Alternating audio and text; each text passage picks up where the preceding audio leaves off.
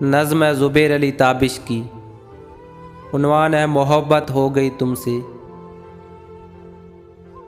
तुम्हें एक बात कहनी थी, इजाज़त हो तो कह दूँ मैं।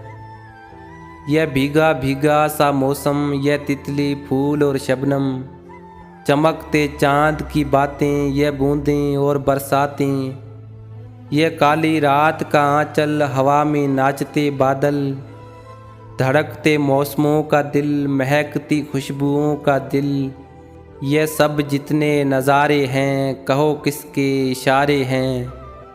सभी बातें सुनी तुमने, फिर आंखें फेर लें तुमने। मैं तब जाकर कहीं समझा कि तुमने कुछ नहीं समझा।